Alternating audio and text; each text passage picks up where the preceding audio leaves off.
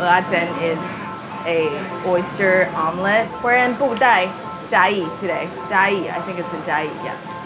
Fresh oysters that's locally grown around the region. So many oyster farms along the west coast, so there are a lot of day places. It's just a really simple snack. Walking in the heat. So hot. Squiddy. Ah! 要跑走了. We're still early. Everybody still getting ready.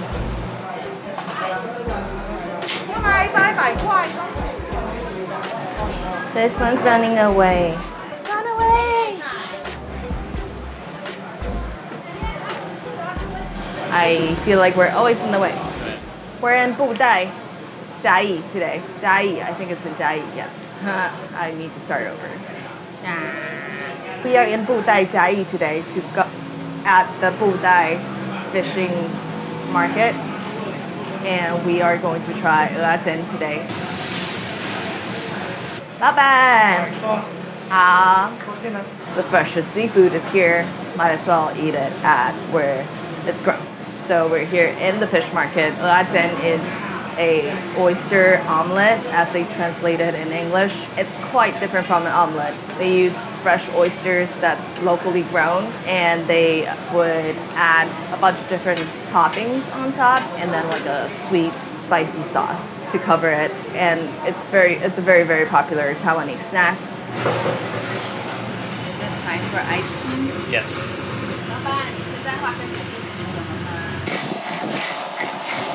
We tried to film ô-á-tsian earlier today, this morning, at Budai fish market, but it was too hot, everything overheated, so we couldn't film anymore because our equipment wouldn't work.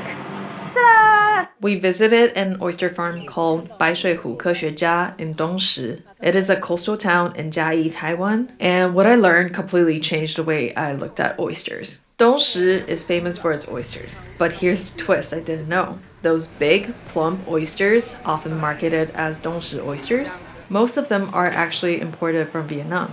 They're shucked in Dongshi and sold as if they were local. So they've actually never lived in the Dongshi waters. The real locally grown oysters, they're smaller, firmer, and packed with sweetness and umami. Why, you ask? Because they grow in the tidal zones where the water flows in and out every day. They open and close with the tide. It's like a daily oyster workout. But local oyster farming is disappearing. The farmer we visited, he is still working at 80 years old. It's hard, underpaid work, and the climate change is making it worse. There is now a parasitic shellfish with a needle-like mouth that pierces oyster shells and sucks them dry. It's kind of creepy looking, and it's spreading fast. We spent the day learning how these oysters are raised, how to properly shock them, and saw where they grew up. It was hot, it was sweaty, but at the end of it all, we were rewarded with a massive oyster feast. The oysters were unbelievably fresh, sweet, and just so satisfying, especially since we just shucked them ourselves. Did you know if you shuck a fresh oyster just right, you can actually see its heart still beating?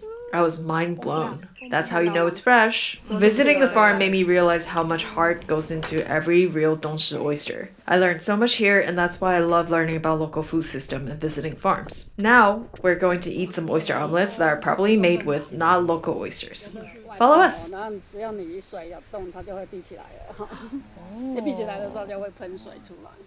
Hello. Round 3. So, round 3.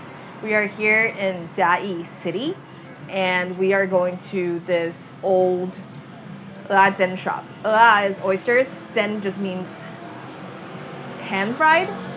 So it's a very simple term. It just pan-fried oysters, but it's actually a little more than that. It's a whole dish, and people translate it into oyster omelette because there is an egg cracked into it, but it looks nothing like an omelette and tastes nothing like an omelette.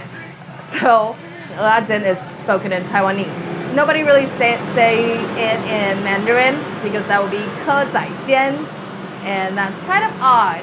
The origin of the dish is from Hokkien, so a lot of the dialect, a lot of the words and sounding is similar to Taiwanese. So ô-á-tsian is the Taiwanese term for this oyster omelette dish, and we're gonna go check it out. 好，谢谢。Perfect. We're early, so nobody's here.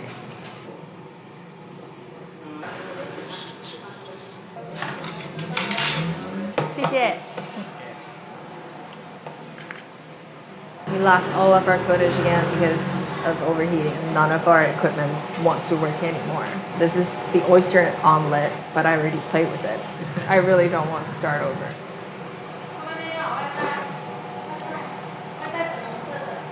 It's very bouncy. It's bouncier.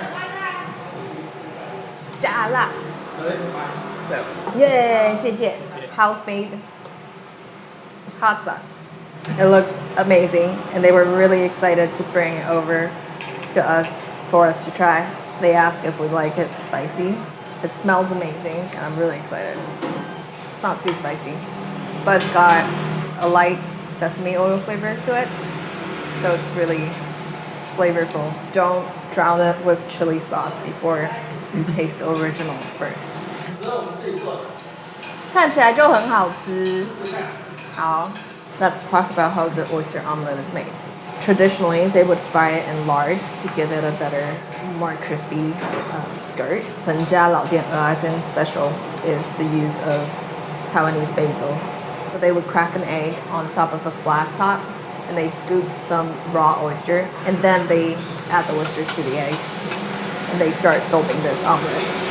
And then a bunch of vegetables would be added. They pour this sweet potato starch made batter, coating the whole omelet, and then they would pan fry it until it's crispy on both sides and everything's cooked through. And the vegetables they use here, like, is baby bok choy and bean sprouts and Taiwanese basil. I really love the layers of mung bean sprouts. It brightens up the dish so much and gives it like a anisey, like, flavor to reduce the oystery, fishy smell to it. Not that it has much, because the oyster here is really fresh. It still really adds to it, and I like it. Mung bean sprout is also a unique Chiayi thing. Usually in the north, you would only find these little green baby bok choys. Do they call it bok choys? 小白菜. After it's done, they put this kind of gooey pink sauce on it. It's often made with tomato sauce. Ketchup. In Mandarin, it's called 番茄酱, which means tomato sauce. So ketchup, miso, soy glaze, and then sugar. Each ô-á-tsian shop would have their own secret recipe for the sauce. So it's really fun. It's very mild. It's a little sweet. It's not too sweet. And just helps coat everything and brings everything together.